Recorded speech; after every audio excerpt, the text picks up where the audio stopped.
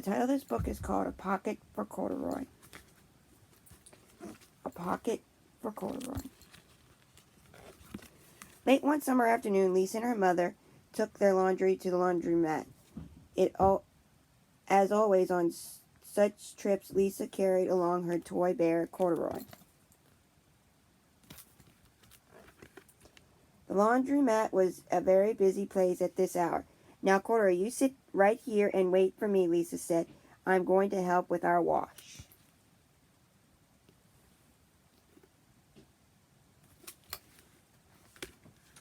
Corduroy waited patiently, then he suddenly perked up his ears.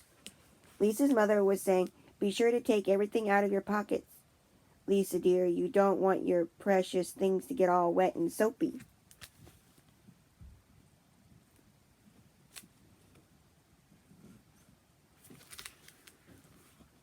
"Pockets," said Corduroy to himself.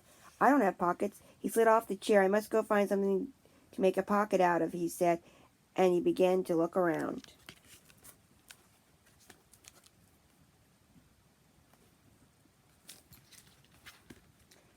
First he came to a pile of fancy towels and washcloths, but nothing was the right size or color. Then he saw a huge sack of colorful clothes in a laundry bag.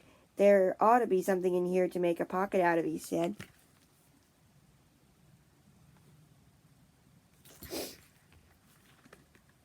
Without hesitating, he climbed inside the bag, which was filled with pieces of laundry. The dampness didn't bother Corduroy in the least. "This must be a cave," he said, sighing happily. "I've always wanted to live in a dark, cool cave." When the time came for Lisa to fetch her bear, he was gone. "Oh, Mommy," she exclaimed, "Corduroy isn't here where I left him." "I'm sorry, honey," said Mother, "but the laundromat will be closing soon and we must be getting home."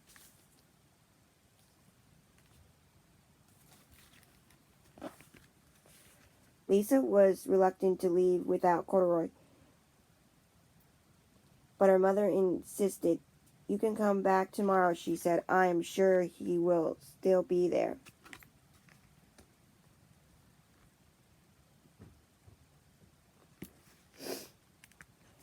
As they left, a young man wearing an artist's beret was taking his wet laundry out of a bag, the very bag Corduroy had discovered.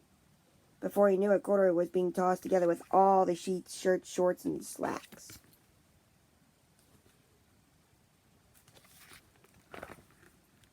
Inside the dryer, but just as the artist was snug in the glass door, Corduroy tumbled out onto the floor. "How in thunder did that bear ever get mixed up with all my things?" the artist wondered. Poor Corduroy was damp all over. "The least I can do for him was give his overalls a good drying,"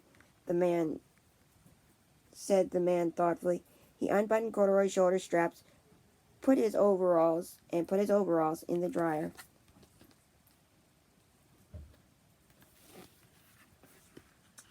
Corduroy grew dizzy as he watched the clothes spinning around, but the artist became inspired. "This could make a wonderful painting," he said, as he took a sketch pad out of his pocket and began drawing the swirling colors. "I can hardly wait to get back to my studio." Finally, the dryer stopped whirling and the man gathered up the clothes and he helped Corduroy put on his warm, dry overalls. All at once, the manager of the laundromat called, "Closing time! Everybody out!"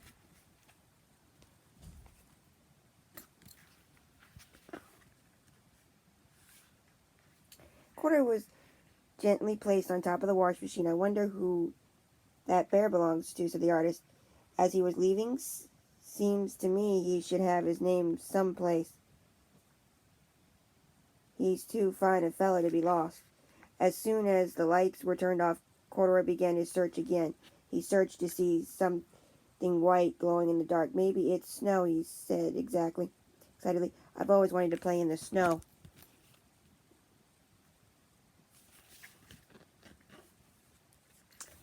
He accidentally tipped over the open lid box and suddenly he was covered with soft, slippery soap flakes. Gradually, Corduroy began to slip and slide. Oh, what fun, he said with a smile. I've always wanted to ski down a steep mountain side.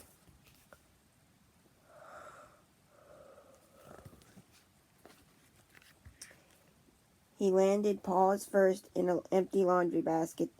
This must be a cage, he said, peeking through the bars. I've never wanted to live inside a cage like a bear in a zoo. But now Corduroy felt drowsy and soon he nodded off to sleep.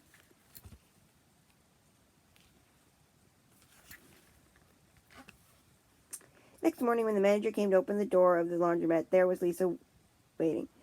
I left something here yesterday. May I look around? Certainly, and my customers are always leaving things. Lisa was leaning under the chair and in the back of the washing machines when she heard the manager call.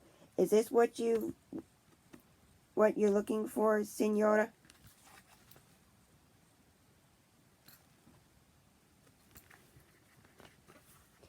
Yes, yes.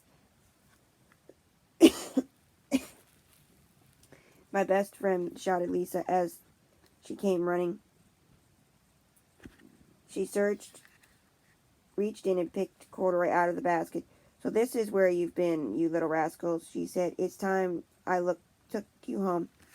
Lisa thanked the manager and ran out the door and down the street, holding Corduroy tightly in her arms. I thought I told you to wait for me, she said. Why did you wander away? I went looking for a pocket, Corduroy said. Oh, Corduroy, why didn't you tell me you wanted a pocket, Lisa said, giving him an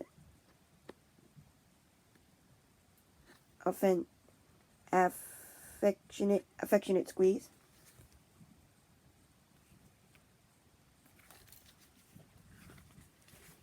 That morning, Lisa sewed a pocket on Corduroy's overalls, and there is a card I've made with your name on it for you to keep tucked inside, she said.